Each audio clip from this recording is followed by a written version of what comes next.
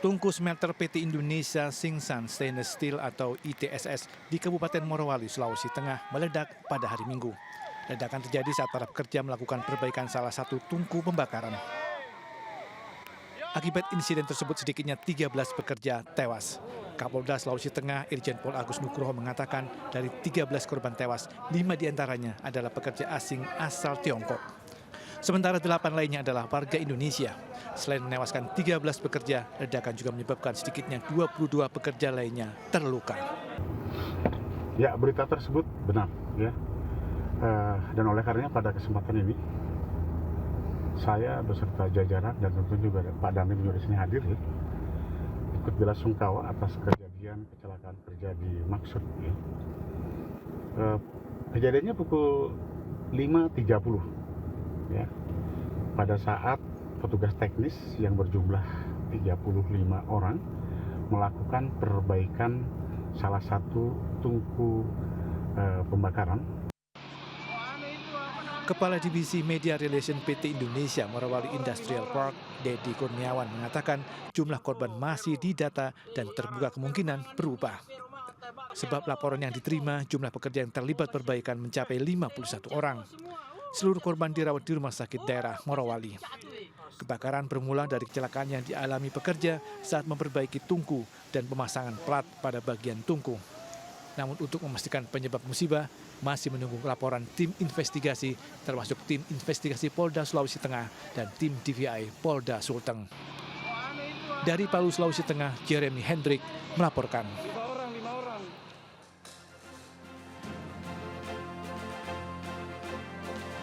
Kebakaran melanda lantai 3 sebuah gudang toko material di kawasan Kebayoran Lama, Jakarta Selatan.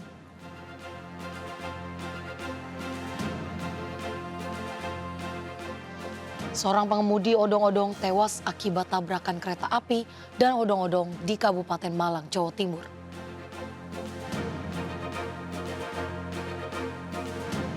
Kerusakan mesin scan barcode tiket di Pelabuhan Merak, Banten berdampak penumpukan calon penumpang tujuan Pulau Sumatera.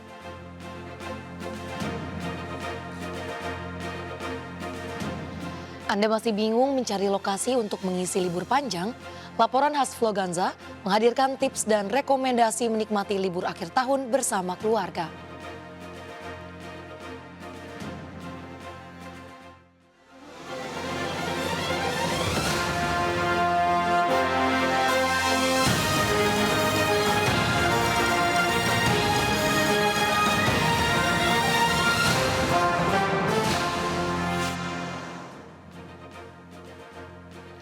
Selamat pagi, apa kabar pemirsa? Selain berita utama tadi, sejumlah laporan menarik juga akan menemani aktivitas pagi Anda. Bersama saya Raisa Nadia, berikut seputar News Pagi selengkapnya.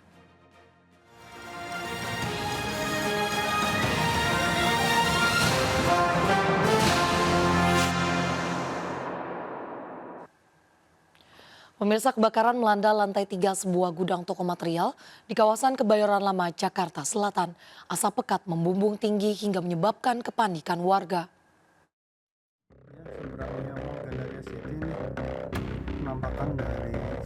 Video amatir warga merekam kepulan asap tebal yang keluar dari sebuah bangunan berlantai 3 di kawasan Kebayoran Lama, Jakarta Selatan Minggu siang. Gedung ini diketahui dijadikan gudang penyimpanan toko material. Asap hitam pekat terus membumbung dari lokasi kebakaran. Kondisi ini membuat warga di sekitarnya panik khawatir kebakaran membesar. Diduga kebakaran terjadi akibat korsleting listrik di salah satu ruangan di lantai 3 bangunan. Petugas pemadam kebakaran yang tiba di lokasi langsung melakukan proses pemadaman. Objek terbakar gudang material di lantai 3, dugaan sementara korsleting. Ada korban Pak? Maaf Pak. Alhamdulillah tidak ada. Tak lebih dari 1 jam proses pemadaman api berhasil dilakukan petugas dengan mengerahkan sejumlah unit mobil damkar. Dari Jakarta, Helmi Sajangbati melaporkan. Sebuah mobil odong-odong hancur ditabrak kereta api di Kabupaten Malang, Jawa Timur. Seorang pengemudi odong-odong yang baru saja keluar rumah untuk mencari penumpang tewas akibat tertabrak kereta.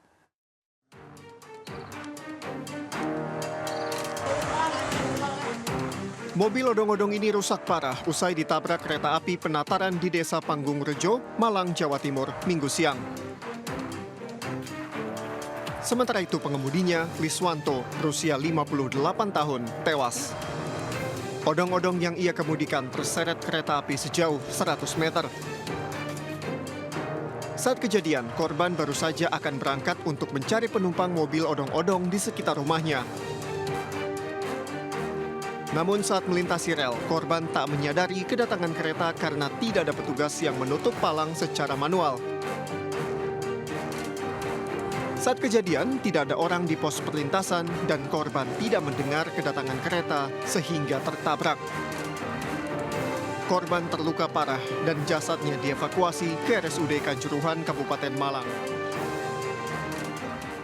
Tahu-tahu dari sana itu ada kereta api tapi tidak ada sinyalnya. Jadi tidak ada klakson itu loh Mas. Tahu-tahu ya cuma dot gitu langsung sampai keseret ke sini, jatuhnya ya di sini. Orangnya jatuh di bawah ini. Korban langsung meninggal? Langsung meninggal. Kini, kasus kecelakaan maut ini ditangani Satlantas Polres Malang, Jawa Timur. Dari Malang, Jawa Timur, Saif Hajarani melaporkan. Pemirsa, viral di media sosial, CCTV merekam bus wisata yang hendak ke Pantai Kelayar melaju kencang dan menabrak pengendara motor di perempatan Gading, Kecamatan Pelayan, Gunung Kidul, Yogyakarta. Diduga pengemudi bus tetap melaju kencang saat lampu lalu lintas telah kuning menuju merah, sementara motor dari arah berlawanan mulai bergerak maju.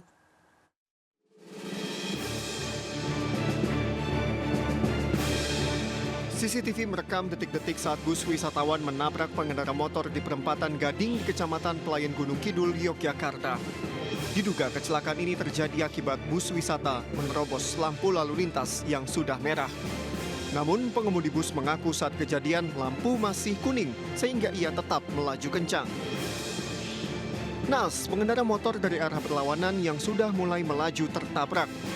Pengendara motor terluka parah akibat tabrakan yang cukup keras hingga dilarikan ke Rumah Sakit Sarjito, Yogyakarta untuk mendapat penanganan intensif. Berbekal rekaman CCTV, polisi masih menyelidiki penyebab pasti kecelakaan dan belum menetapkan tersangka. Sementara motor korban dibawa ke Polres Gunung Kidul. Lampu merah dari arah Wonosari sudah hijau, namun demikian bis Hino dari arah Jogja sudah merah terus menerobos lampu merah. Kalau dari penuturan sopirnya sendiri nggak tahu lampunya merah atau seperti apa ini? Sementara pengakuan dari sopir bis lampu berwarna kuning menuju merah. Polisi mengimbau kepada seluruh pengendara untuk berhati-hati dan waspada di lokasi kejadian. Terlebih, jalur tersebut makin ramai bus wisata dan kendaraan pribadi di libur panjang Natal dan Tahun Baru. Dari Gunung Kidul, Yogyakarta, Kismaya Wibowo melaporkan. Tim Basarnas Banten mengerahkan helikopter untuk memantau jalur lalu lintas kendaraan menuju Pelabuhan Merak, Banten.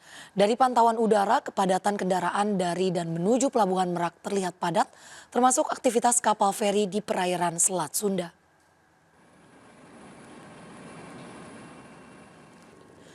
Volume kendaraan dari arah Jakarta menuju Merak terpantau ramai lancar di sepanjang jalan tol Tangerang-Merak. Kondisi tampak tidak terlalu padat seperti beberapa hari lalu yang menimbulkan kepadatan di area pelabuhan. Tidak hanya di jalan raya, pantauan udara yang dilakukan oleh tim SAR juga dilakukan di area perlintasan Merak-Bakauheni. Kepala Kantor SAR Banten, Adil Triyatno mengatakan hilir mudik kapal feri masih tampak sibuk membawa para pengguna jasa melintasi Selat Sunda. Data Posko Merak menunjukkan 30 unit kapal dioperasikan dengan total penumpang mencapai hampir 62.000 orang atau naik 16% dibandingkan tahun lalu. Total seluruh kendaraan tercatat 14.296 unit yang menyeberang dari Jawa ke Sumatera atau naik 22% dibanding tahun lalu.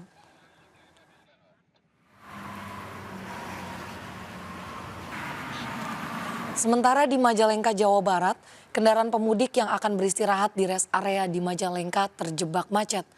Antrian panjang kendaraan pemudik terjadi di pintu masuk rest area kilometer 166 Majalengka. Kendaraan pribadi yang didominasi plat B harus mengantri untuk masuk ke zona rest area. Jajaran Polres Majalengka dibantu petugas keamanan rest area berusaha mengurai kemacetan kendaraan sepanjang 500 meter. Umumnya para pengendara memanfaatkan libur Nataru untuk pulang kampung dan berwisata. Sejumlah lokasi favorit yang dikunjungi diantaranya adalah Kebun Teh Cipasung, Gunung Ciwaru Puncak Sawiyah, Ciboer Pass, hingga para layang adventure. Mereka berwisata bersama anak-anak yang tengah menikmati libur sekolah.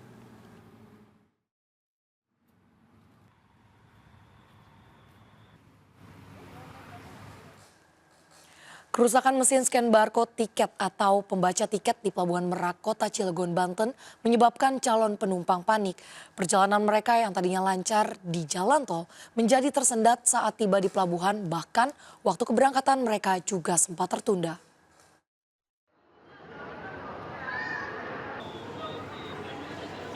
Calon penumpang kapal yang hendak menyeberang melalui Pelabuhan Merak, Banten harus mengantri cukup lama. Sebelum menaiki kapal, para penumpang wajib melakukan scan barcode tiket. Namun, mesin scan barcode sempat rusak. Calon penumpang pun panik karena harus mengantre selama 1 jam. Perjalanan yang sebelumnya lancar di jalan tol menjadi tersendat saat tiba di pelabuhan. Sebagian calon penumpang bahkan terlambat masuk ke kapal. Tiket Pak, scan barcode. Ini berapa lama ngantri tadi? Tadi kurang lebih 1 jam. Selama gini kenapa ini penyebabnya? Katanya itu nggak bisa digunakan. Rusak? Nggak tahu gangguan apa rusak. Tadi sempat juga katanya di bolak-balik juga tadi ya? Iya, tadi sih sana pakai KTP, suruh balik lagi sih nyekan lagi. Oh ini mengganggu nggak sih Bang kalau misalnya kayak gini Bang? Mengganggu ya. Seorang calon penumpang mengatakan ia diminta kartu tanda penduduk untuk menyesuaikan tiket yang dibeli. Namun petugas lain tetap memintanya untuk melakukan scan barcode. Mengenai barcode, kemarin ada beberapa kejadian tapi jumlahnya MCO. Tapi kami sudah evaluasi dari segi kesisteman. Seharusnya probabilitas untuk barcode yang error akan kecil. Tapi jika ada, maka kami punya contingency di lapangan yang sifatnya sangat teknis, tapi bisa kami atasi. Para penumpang berharap tidak ada lagi kerusakan mesin scan barcode agar perjalanan libur Natal dan Tahun Baru berjalan lancar. Dari Cilegon, Banten, Iskandar Nasution melaporkan. Sejumlah TPS di berbagai daerah mulai melakukan persiapan sematang mungkin, termasuk simulasi pemungutan suara secara utuh. Selengkapnya sesaat lagi, tetaplah bersama kami.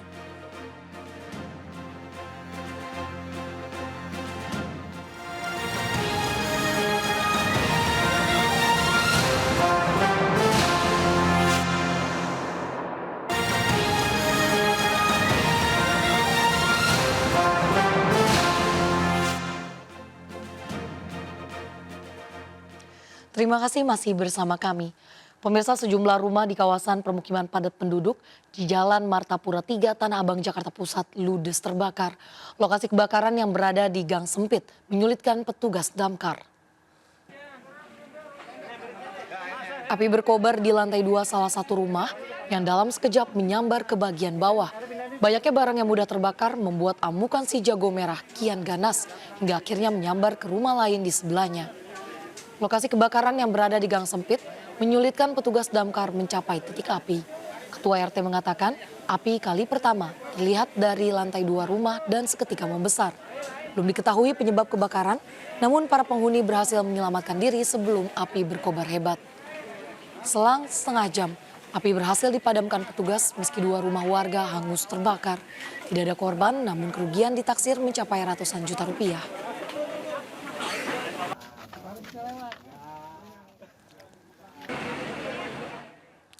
Jelang peringatan 19 tahun tsunami Aceh yang menewaskan ratusan ribu jiwa, Museum Tsunami Aceh ramai dikunjungi wisatawan termasuk wisatawan asing.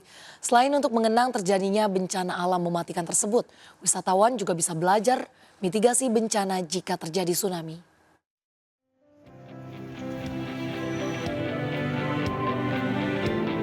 Berwisata ke Banda Aceh di penghujung tahun kurang lengkap rasanya bila tak berkunjung ke situs sejarah tsunami 2004 silam. Mana lagi kalau bukan ke Museum Tsunami Aceh. Wisatawan lokal hingga wisatawan asing ramai mengunjungi museum ini jelang peringatan tsunami Aceh 26 Desember besok. Itu artinya telah 19 tahun berlalu sejak bencana alam yang merenggut ratusan ribu nyawa tersebut. Saat memasuki museum, pengunjung akan melewati sebuah lorong kecil, percikan air, serta cahaya yang minim. Di lorong ini, pengunjung diajak untuk merenung peristiwa 19 tahun silam. Selanjutnya, wisatawan akan sampai ke ruang sumur doa, di mana di ruang ini terdapat ratusan ribu nama korban tsunami Aceh. Sejumlah foto, video, dan barang-barang sisa tsunami juga dipajang di museum ini. Ini kali pertama saya di Banda Aceh. Langsung kita mau datang melihat kisah-kisah tsunami yang ada di kawasan sini. Ada banyak. Kita tengok daripada mula masuk tu. Selain itu, dengan mengunjungi museum ini, wisatawan juga bisa belajar mitigasi jika terjadi bencana serupa. Mitigasi ini penting diketahui karena tsunami telah berulang kali terjadi di Indonesia. Bapak saya sama 2 orang anak saya dari Dumai, di mana kami melakukan kunjungan di Museum Tsunami pada hari ini. Tujuannya adalah wisata, memberikan edukasi kepada anak-anak kami. Museum Tsunami Aceh dibuka sejak pukul 9 pagi hingga 4 sore setiap harinya. Dan untuk melihat benda dan koleksi peninggalan tsunami, cukup membayar Rp5.000 saja per orang. Dari Banda Aceh, Syukri Syarifuddin melaporkan. Pelaku penganiayaan hingga tewasnya Ketua DPC Partai Perindo Pademangan Hasanuddin dihukum 10 tahun penjara. Meski demikian, tim hukum Partai Perindo belum puas dengan putusan Pengadilan Negeri Jakarta Utara tersebut.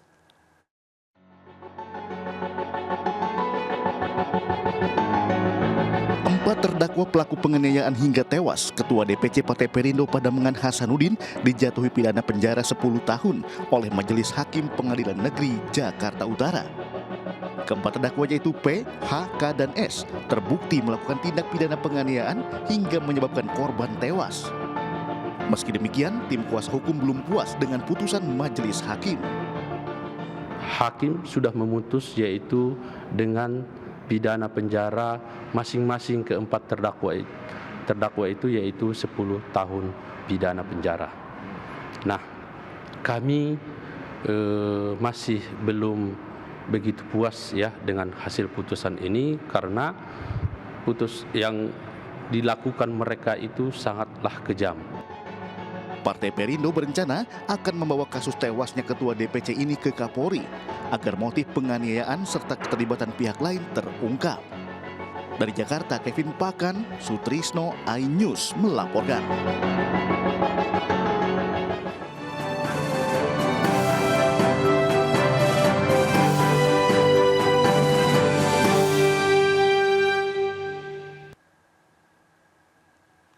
Pemirsa, calon presiden nomor urut 3 Ganjar Pranowo melanjutkan kampanye Pilpres 2024 ke Jawa Tengah.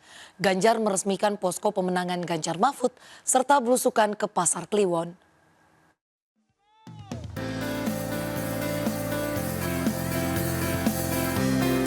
Usai Jawa Barat, Ganjar Pranowo melanjutkan kampanye Pilpres 2024 dengan menyapa warga Jawa Tengah. Capres nomor urut 3 tersebut mengawali safari politiknya dengan meresmikan posko pemenangan Ganjar Mahfud di kawasan Pasar Kliwon, Surakarta.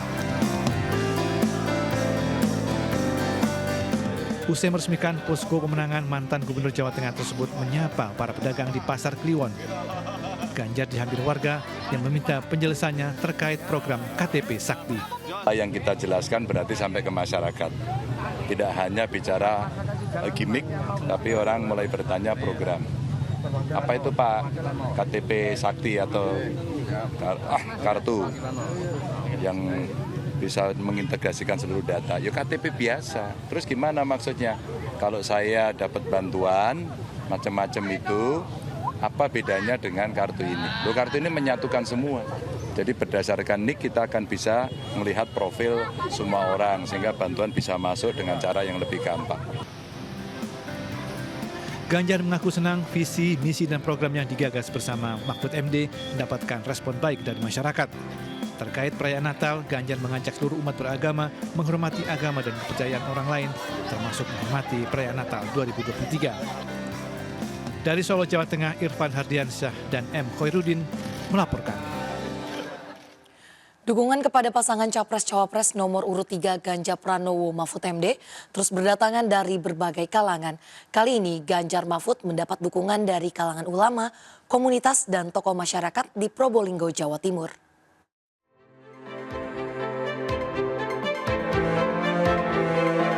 Cawapres nomor urut 3 Mahfud MD ditemani Ketua Umum Partai Perindo Haritanu Sudibyo menghadiri silaturahmi dengan kalangan ulama, komunitas petani, tokoh masyarakat, kalangan profesional dan advokat di Kota Probolinggo, Jawa Timur. Silaturahmi ini sekaligus bentuk dukungan kepada pasangan Capres-Cawapres nomor urut 3 Ganjar Pranowo Mahfud MD untuk Pilpres 2024 mendatang. Saya dan Pak Haritanu ada dalam satu tim perjuangan untuk sebuah perjuangan yang jelas sudah dikemukakan kepada publik untuk membangun Indonesia baru yang lebih bersih dan demokratis. Dan mereka setuju untuk bekerja bersama kita membuat jaringan-jaringan untuk pemenangan Ganjar Mahfud di Probolinggo dan sekitarnya. Para kiai, para ustadz, para tadi profesional, organisasi itu sepakat untuk mendukung pemenangan Ganjar Mahfud. Bukan hanya dari kota Probolinggo tapi kabupaten juga. Jadi tadi sudah disepakati untuk kerjasama untuk memenangkan Ganjar Mahfud. Mahfud MD merupakan putra asli Madura, Jawa Timur yang dinilai memiliki integritas dan rekam jejak yang bagus sehingga layak mendapat dukungan. Buat kami Mahfud adalah sesuatu yang sangat luar biasa. Putra Madura sangat dekat secara emosional buat kami. Juga secara kualitas, secara pribadi beliau sudah sangat teruji. Beliau sudah sangat. Dengan dukungan yang terus berdatangan dari berbagai kalangan masyarakat, pasangan Ganjar Mahfud yang didukung Partai PDI Perjuangan, P3, Partai Perindo, dan Partai Hanura ini optimis mampu memenangi Pilpres 2024 mendatang. Dari Probolinggo, Jawa Timur, Hana Purwadi, iNews melaporkan. Calon Presiden nomor urut 1 Anies Baswedan menemui ratusan petani di Pekalongan, Jawa Tengah. Para petani mengeluhkan mahalnya harga pupuk dan rendahnya harga jual hasil panen sehingga petani kerap merugi. Calon Presiden nomor urut 1 Anies Baswedan menemui ratusan petani di Salak Brojo, Kecamatan Kedunguni, Kabupaten Pekalongan, Jawa Tengah, Minggu pagi. Anies mendengarkan keluhan dari para petani terkait mahal dan sulitnya untuk mendapatkan pupuk. Harga panen untuk saat ini juga dinilai tidak stabil sehingga tidak sebanding dengan biaya produksi dan menyebabkan para petani kerap merugi. Selain itu, para petani mengaku sulit untuk menggunakan kartu tani. Di hadapan para petani, Anies berjanji akan memperhatikan kesejahteraan petani, salah satunya dengan program kontrak farming. Ini jamak, kemudian juga disampaikan irigasi yang juga dilakukan berbagai karena pengelolaan irigasi seperti kemudian PKP tidak kontraksi sehingga bisa tersedia dalam jumlah yang cukup dan waktu yang kapan saja. Setelah bertemu dengan petani, Anies Baswedan silaturahmi ke Pondok Pesantren Al-Hashimi di Desa Salak Brojo, Kedunguni, Pekalongan. Dari Pekalongan, Jawa Tengah, Suryono Soekarno melaporkan. Sementara itu calon wakil presiden nomor urut 2 Gibran Raka Buming Raka disambut antusias ribuan pendukungnya saat menghadiri perayaan Natal DPD Partai Golkar Sulawesi Utara.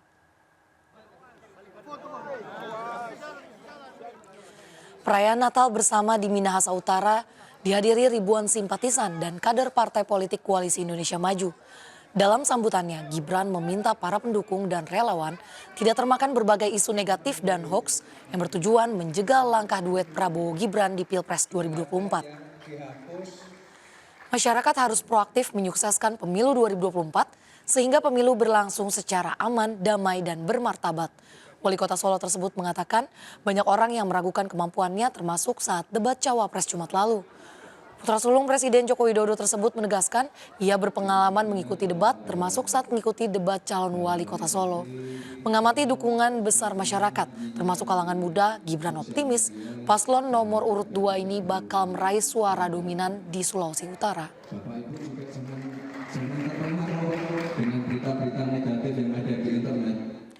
Pemungutan suara untuk pemilu 2024 semakin dekat, yakni sekitar 50 hari lagi. Sejumlah TPS di berbagai daerah di Indonesia mulai melakukan persiapan sematang mungkin, termasuk melakukan simulasi pemungutan suara secara utuh.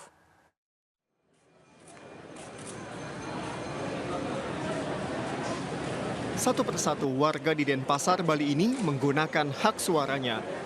Mereka masuk ke bilik tempat pemungutan suara, lalu mencoblos dan memasukkan kertas suara ke dalam kotak yang disediakan. Tapi ini tentu bukanlah pemungutan suara pemilu 2024. Kegiatan ini merupakan simulasi pemungutan suara yang digelar KPUD Kota Denpasar di TPS 30 Banjar Kedaton. Di sini, para petugas bisa lebih mengetahui secara langsung tahap-tahap pemungutan suara. 200 pemilih sungguhan juga diikutsertakan agar simulasi berjalan utuh. Petugas PPK, PPS, saksi, dan Panwas dari Bawaslu juga dilibatkan. Bahkan simulasi ini juga dilakukan hingga tahap penghitungan dan rekapitulasi suara. 137 DPT, pemilih DPT, juga ada 4 orang pemilih DPTB atau yang pindah memilih, dan 2 orang pemilih DPK yang akan menggunakan hak pilihnya di TPS.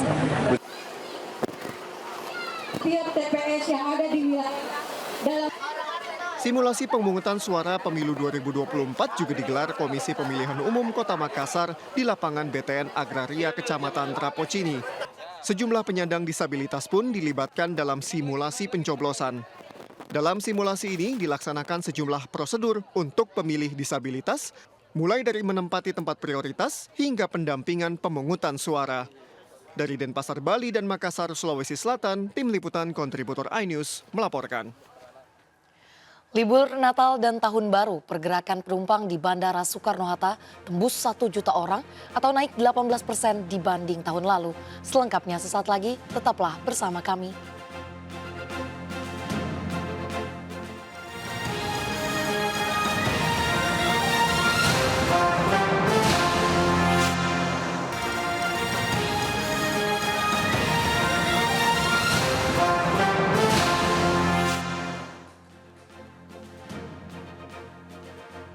Terima kasih masih bersama kami. Pemirsa, PT Angkasa Pura II menyatakan pergerakan penumpang di Bandara Soekarno-Hatta tembus 1 juta orang atau naik 18% dibanding tahun lalu. Menteri Perhubungan Budi Karya Sumadi turun ke lapangan guna memeriksa kelayakan pesawat yang digunakan selama periode libur Natal dan Tahun Baru.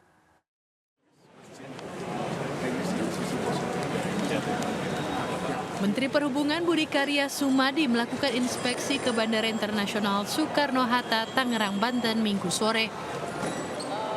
Kedatangan Menhub untuk melihat langsung pergerakan penumpang yang akan berlibur baik dengan rute tujuan domestik maupun internasional. Menhub juga melakukan rem cek pesawat untuk memastikan keamanan armada maskapai yang melayani masyarakat di momen libur Nataru secara aman dan nyaman. Yang membedakan adalah jumlah penerbangan dan jumlah penumpang itu dibandingkan tahun lalu naik.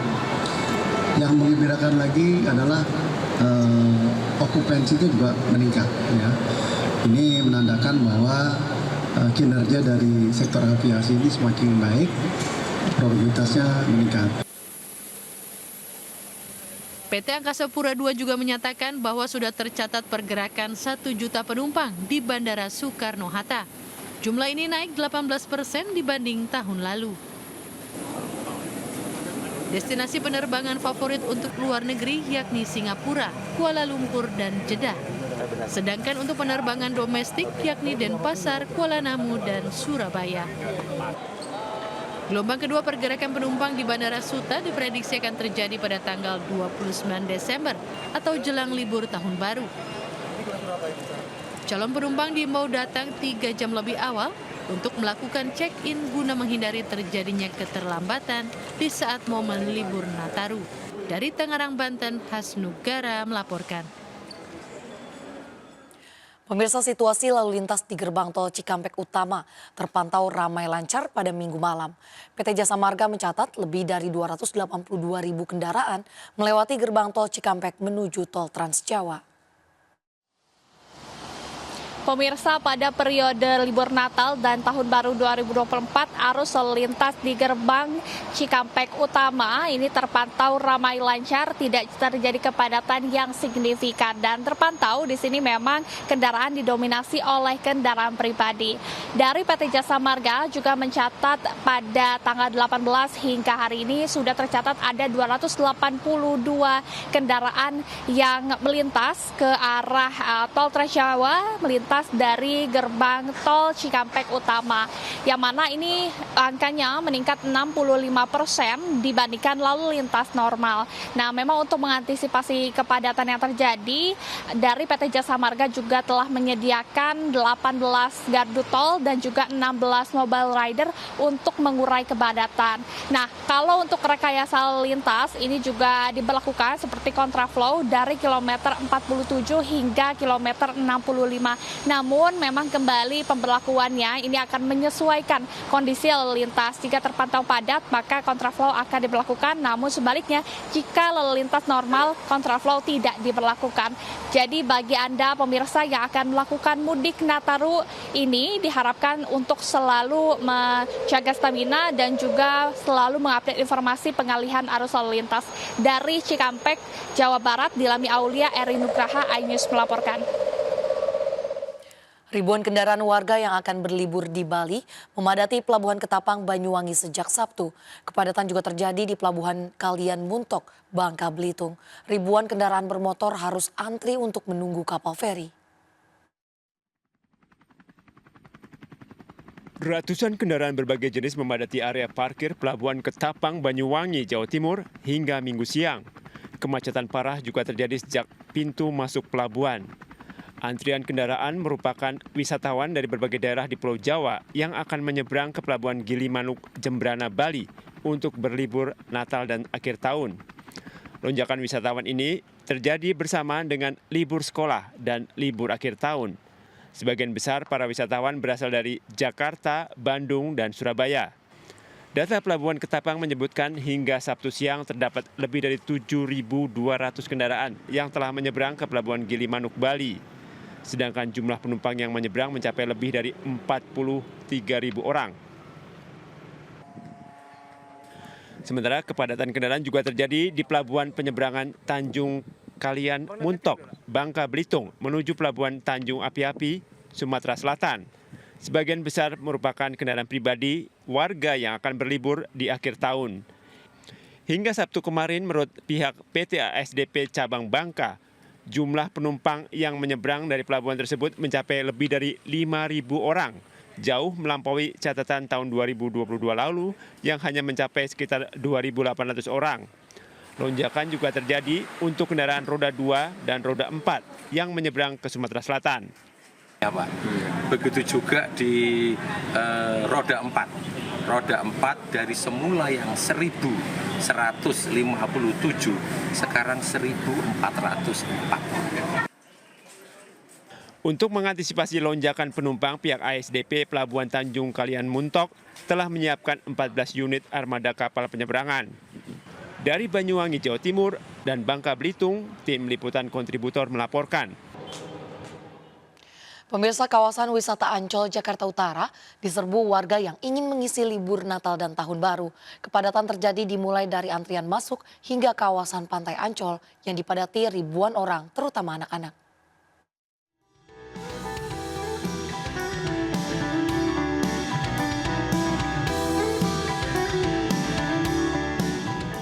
Kawasan wisata Ancol, Pademangan, Jakarta Utara diserbu warga yang ingin berlibur di libur panjang Natal dan Tahun Baru sejak Minggu pagi.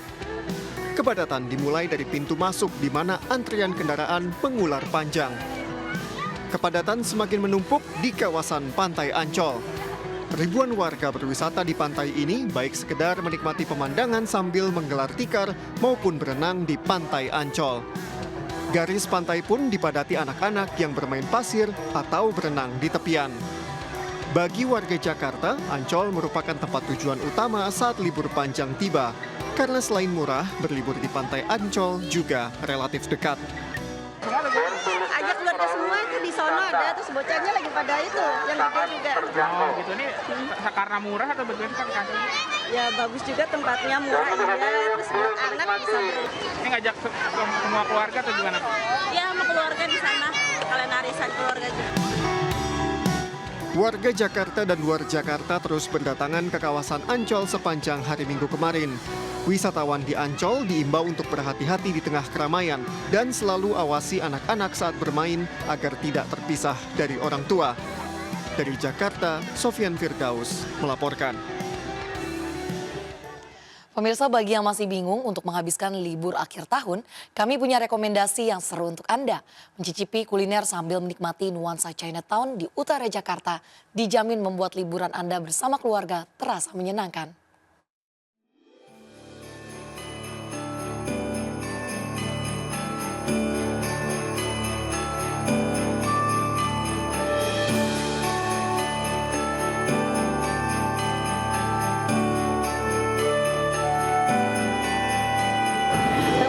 Ganza udah punya liburan nggak nih menjelang Natal dan Tahun Baru? Libur Natal dan Tahun Baru bukan hanya bisa dinikmati di luar kota saja.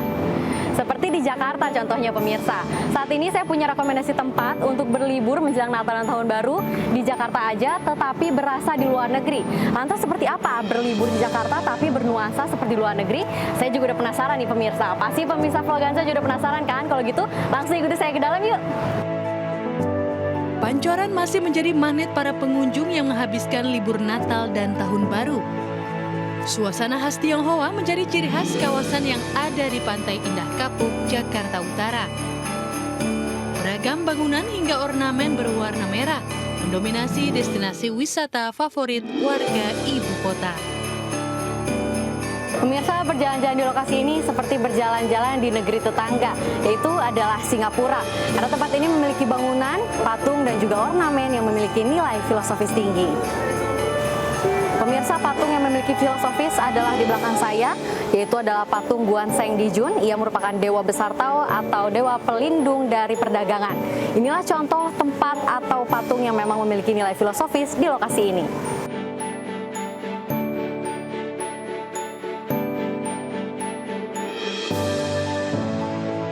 Ya pemirsa, karena libur Natal dan Tahun Baru datang dengan bersamaan, jadi di sini banyak sekali ornamen-ornamen Natal yang sudah menghiasi toko-toko di sekitar sini. Contohnya seperti pohon Natal, ada bondu Natal, dan masih banyak lainnya.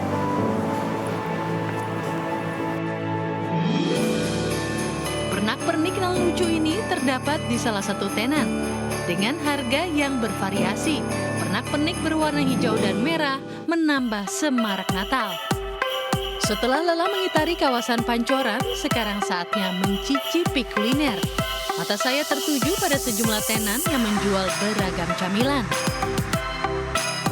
Kue cakwenan legendaris dan es serut warna-warni nampaknya cocok sekali untuk melepas dahaga. Halo Mas, selamat siang. Mas, aku boleh pesan nggak? Yang paling banyak dipesan sama pengunjung di sini apa nih? Cakwe koate? Ada cakwe sama kue bantal. Kita juga sedia sekitar kedelai, Kak. Oke, aku pengen cakwe. Kalau gitu Mas, boleh sekalian sambil lihat proses masaknya nggak? Boleh, silakan.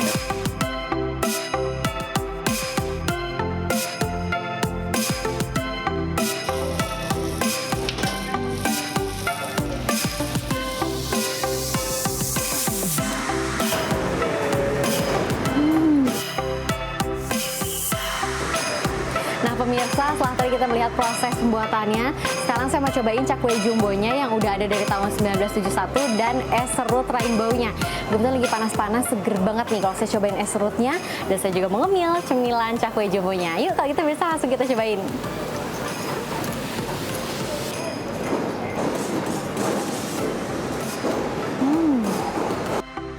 Nggak salah saya pilih camilan yang satu ini. Cakwenya yang empuk, ditambah kuah sausnya yang enak, benar-benar menggugah selera. Sementara manisnya es serut warna-warni, cocok sekali disantap pada saat cuaca terik seperti sekarang ini. Suasana semakin siang, saatnya saya berburu hidangan utama. Kue tiaw tom yum dan nasi goreng sapi menjadi pilihan utama saya. Dibuat dari bahan-bahan berkualitas, kuliner yang satu ini tak perlu diragukan lagi. Rasanya yang lezat, tampilannya yang menarik, serta porsinya yang banyak. membuat saya tak sabar untuk mencobanya. Apalagi ditambah dengan minuman es teh leci, segar sekali.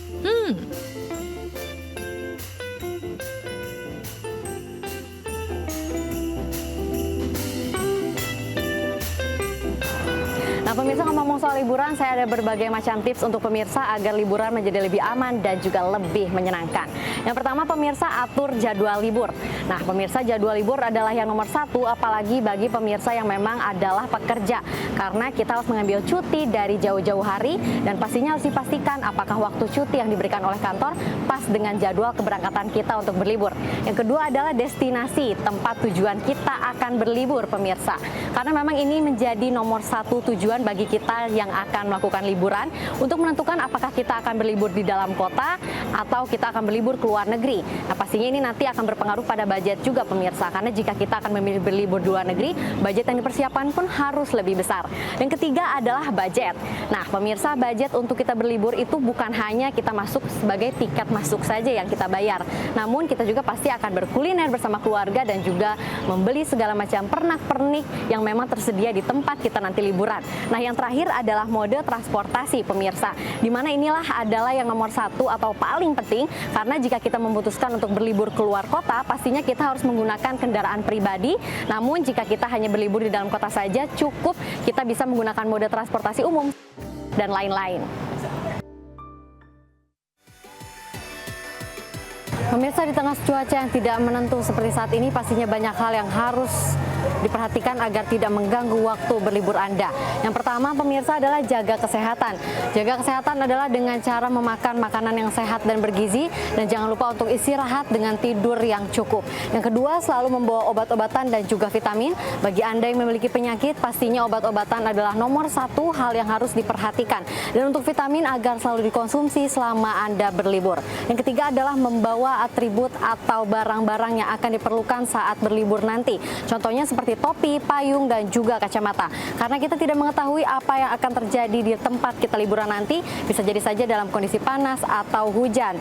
Dan yang terakhir pemirsa, harus tetap menjaga protokol kesehatan dengan selalu membawa tisu basah, hand sanitizer, dan jangan lupa selalu mencuci tangan. Semakin sore, pengunjung di sini semakin ramai. Jelang tahun baru diprediksi jumlah pengunjung di kawasan Pancoran Peak akan terus meningkat. Apalagi hingga tahun baru nanti akan banyak sekali kegiatan yang ada di sini. Ya, Mas Arakan, kenapa nih memilih untuk liburan tahun baru Natal di sini? Karena saya sendiri sih nyari destinasi yang dekat ya. Oke. Yang dekat sama gampang terjangkau, juga enak. Lokasinya karena dekat pantai kan, mungkin sore-sore bisa lihat. Oke.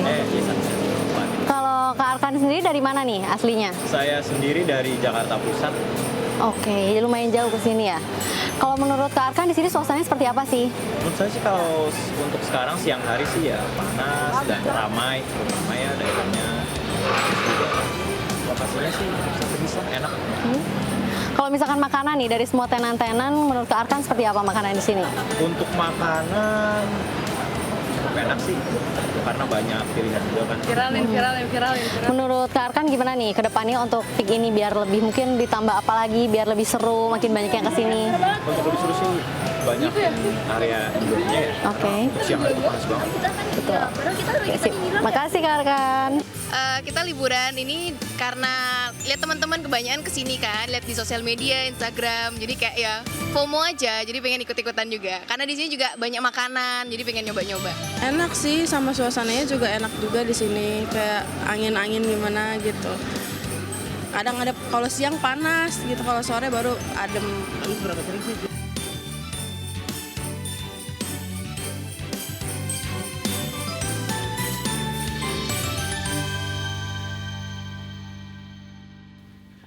Di sudut sana mata saya terpana melihat bangunan yang sangat tinggi. Pagoda menjadi ikon penting yang ada di sini.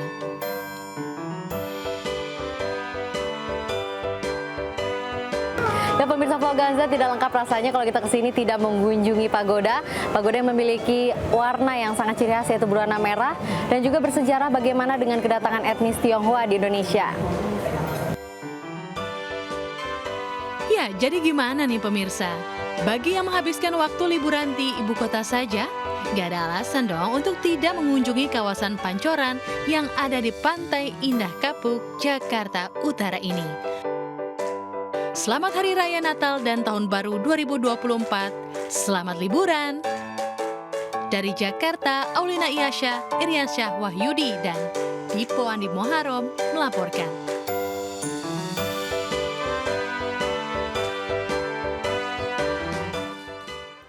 Pemirsa, ribuan umat Kristiani di Jakarta menghadiri misa malam Natal di Gereja Katedral Jakarta Pusat.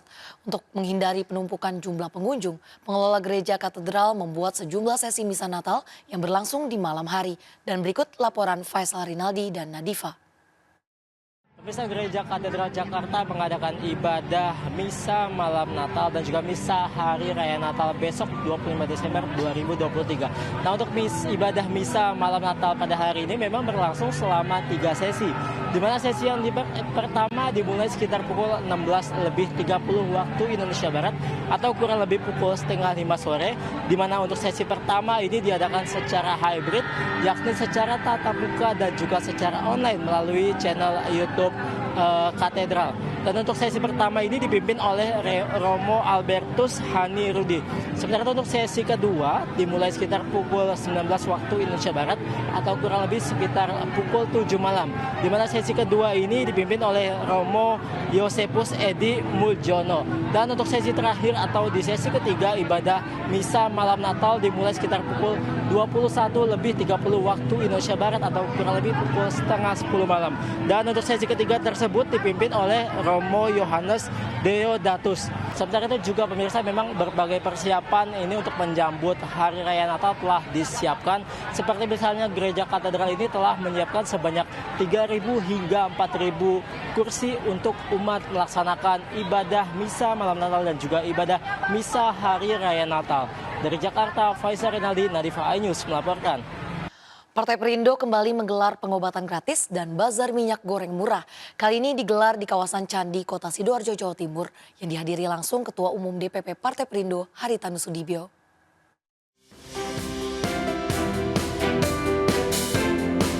Masyarakat Sidoarjo, terutama ibu-ibu, tampak antusias menghadiri pengobatan gratis yang digelar Partai Perindo. Ratusan warga Candi Sidoarjo rela antri untuk mendapatkan pemeriksaan kesehatan dari tim medis.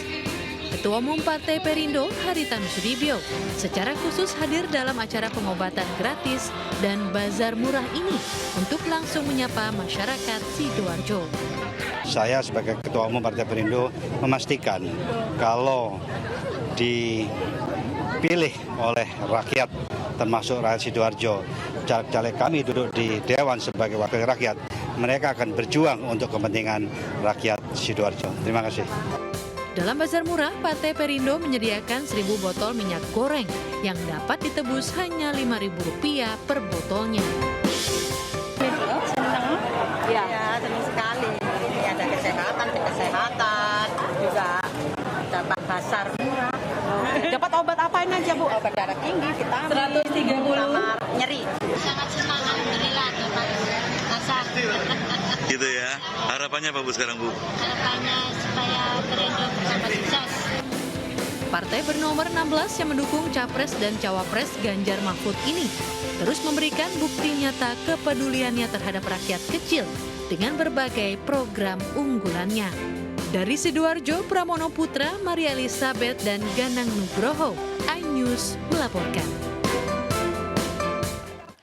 Jelang pemilu 2024, Partai Perindo terus mempersiapkan para saksi yang akan mengawal suara partai di tempat pemungutan suara. Untuk mengamankan suara dan memastikan tidak dicurangi dalam saat pencoblosan, Partai Perindo memberikan sosialisasi dan pembekalan terhadap penanggung jawab TPS.